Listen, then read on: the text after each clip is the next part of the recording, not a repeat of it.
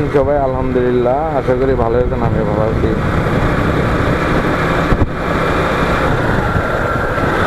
প্রতিদিনের মতো আজকেও একটি ভিডিও নিয়ে আপনাদের মাঝে হাজির হলাম। ব্লগটি দেখার আগে একটা কথা বলি যে চ্যানেলটা যারা এখনো সাবস্ক্রাইব করেন নাই, কষ্ট করে চ্যানেলটা সাবস্ক্রাইব করে নিয়েন।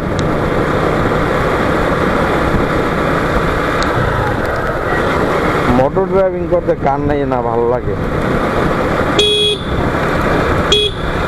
যার একবার একটা ভাঙানি মোটরসাইকেল আছে, ফটফট শব্দ হয়, সেও চায় রীতিমতো তার গাড়িটা চালাইতে।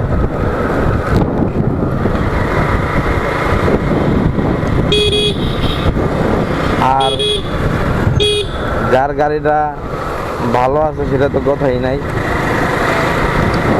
গ্রামের এই সবুজ শ্যামলিমার মধ্যে ঘুরতে খুব ভালো লাগে।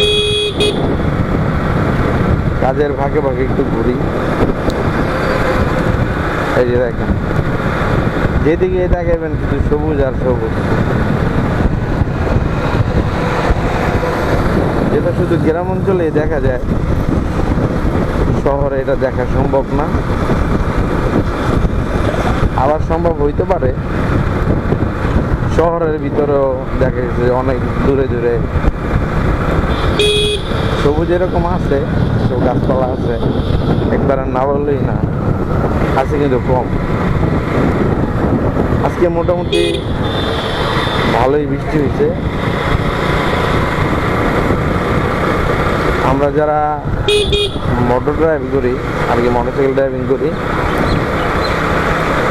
শখ এটা হলো পুরুষের একটা শখ, যাকে বলে। এই যে বৃষ্টি হয়েছে, সবাই রিকোয়েস্ট করবো ভাই, বৃষ্টির মধ্যে আপনারা গাড়িগুলো খুব সাবধানের সহিত চালানোর চেষ্টা করবেন। যেই জায়গাটা আপনি যাইতেছেন, যে আপনি গাড়ি ওভারটেকিং এর সময় আপনার রিস্ক মনে হইতেছে যে আপনি ঢুকতে পারতেছেন না, বা ঢুকলেও দেখা যায় সমস্যা হইতে পারে, দয়া করে এই সমস্ত জায়গায় গাড়ি না ঢুকবেন না। আর যদি এই যে এখন মনে করেন যে আজকে যে বৃষ্টি হয়েছে, বৃষ্টির মধ্যে আমরা গাড়ি চালাই, এখানে যাই ওখানে যাই, মানে দরকার থাকতেই পারে। কিন্তু ভাই, এই বৃষ্টির ভিতরে আর কি বৃষ্টির পরে রাস্তাঘাট অনেক পিচ্ছিল হয়ে থাকে, স্লিপ করতে পারে। যতটা সম্ভব এই বৃষ্টির মধ্যে গাড়ি স্লো চালানোর চেষ্টা করবেন। কারণ দেখা গেছে যে আপনার ব্রেক করতেছেন, ব্রেক স্লিপ কাটতেছে,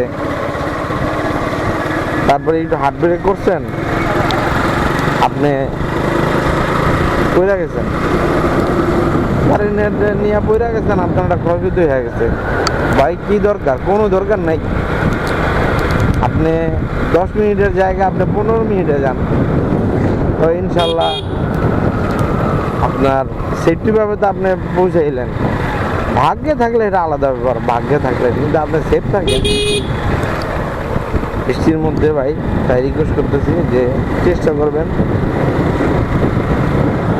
গাড়িটা স্লো চালানোর জন্য।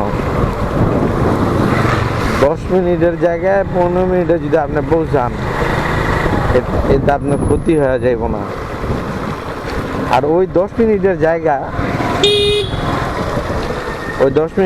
যদি আপনি 8 মিনিটে পৌঁছাইতে যান, দেখা যাচ্ছে যে আপনার একটা ক্ষতি হয়ে যেতে পারে। তাই যেভাবে গাড়ি চালান, খুব সাবধান।